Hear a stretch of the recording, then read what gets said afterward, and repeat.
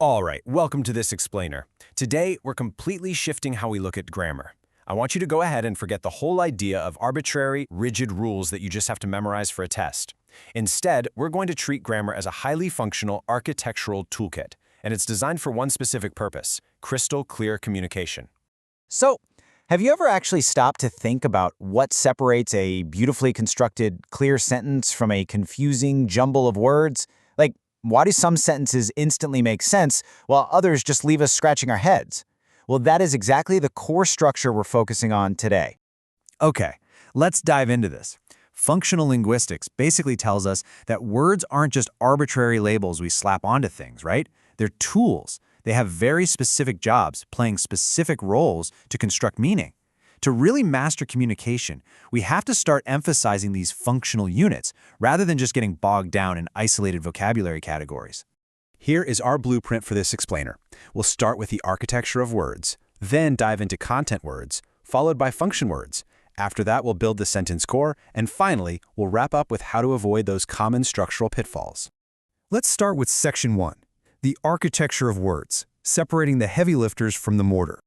Now, what's really interesting is the contrast between our two main categories, because to build a great sentence, you first have to understand the materials in your toolkit. Just like an actual construction, not all materials do the same job. On one side, we've got content words, your nouns, verbs, adjectives, and adverbs. These carry the primary semantic meaning.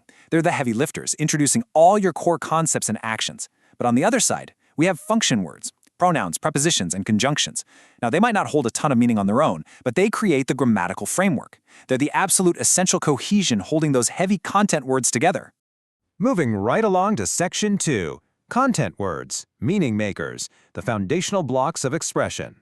So, the crucial point is that in functional grammar, these words play highly specific roles. Nouns act as reference, meaning they identify the entities, the who or what in the sentence. Verbs, on the other hand, act as predicators, describing the actions, events, or the state of being. And these two types of content words, they form the absolute semantic core of literally any thought you want to express. Without them, we'd essentially have nothing to say. Let's break this down with an incredibly simple example. The cat sleeps. Here, cat is our referent, telling us exactly who we're talking about, and sleeps is our predicator, giving us the action. It's almost like a giant puzzle. Look at how instantly those two pieces snap together to create a perfectly functional, understandable unit of meaning. Now let's shift over to Section 3, function words, grammatical glue, ensuring syntactic cohesion. Because, here's the reality. If we just stacked a bunch of those heavy-lifting content words on top of each other without any mortar, the whole sentence would just tumble to the ground in a confusing mess. And that brings us to prepositions. These are function words that establish spatial, temporal, or directional relationships between nouns and other elements. Now, on their own, words like in, on, or at really don't hold much lexical meaning, but structurally, they are completely load-bearing. They provide the integrity that makes complex thoughts possible. And this brilliantly illustrates the concept, the book on the table. We have two noun references here, book and table, but without that tiny preposition, on, they're just words floating in space. That one little word, on, locks these two separate nouns into a perfectly clear spatial relationship. Okay, we've got our materials sorted out, so let's move to Section 4, building the sentence core, snapping the pieces together. This is the framing stage of our construction project. It's where we actually start snapping these distinct pieces together to build the true architecture of a sentence. A well-formed sentence always relies on two indispensable halves. First, you've got the subject, the part telling us who or what the sentence is about, usually built around a noun phrase. Second, there's the predicate, the part that tells something about the subject, and this is always driven by a verb. Connecting back to our earlier sleepy feline, you can see exactly where the structural line is drawn. The subject is the cat, and the predicate is sleeping. Literally everything on the left establishes the focus, and everything on the right delivers the action or state of being. Let's move to and see how this builds into clauses. A clause is really just a group of words that contains both a subject and a predicate. But, and this is key, they aren't all created equal. An independent clause, like she enjoys reading, has complete structural integrity. It stands alone perfectly as a complete thought. But a dependent clause, like although she was tired, has a subordinating conjunction tacked onto the front, the word although. That tiny piece of grammatical glue actually turns the entire clause into a dependent structure. It desperately requires support from an independent clause so it doesn't just, well, collapse on itself. Once you master these building blocks, you can organize them to serve entirely different communicative purposes. It's amazing how the exact same parts of speech can build 4 distinct sentence structures. A declarative sentence simply makes a statement. The sky is blue. If you rearrange that subject and verb slightly, boom, you have an interrogative sentence, asking a question. Is the sky blue?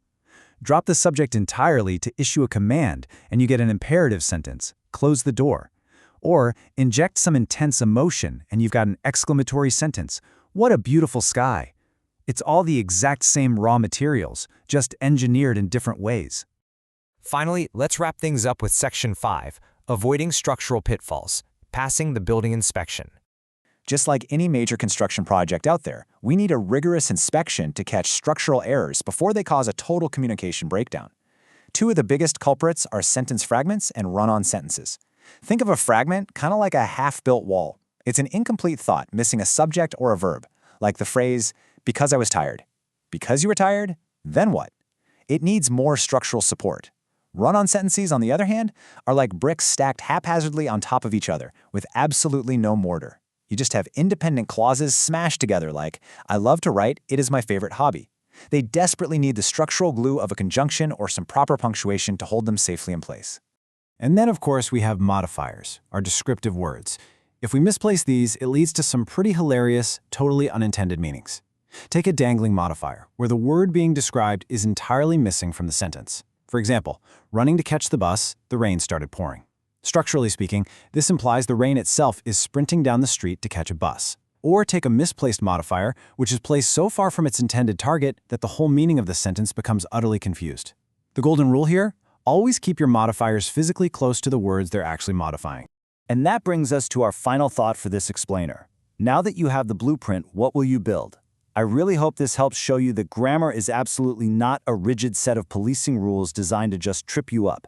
Instead, it's the empowering architecture of expression. When you understand how these functional building blocks snap together, you have the tools to construct any thought, no matter how complex, with crystal clarity. Thanks so much for exploring this with me today. And hey, happy building!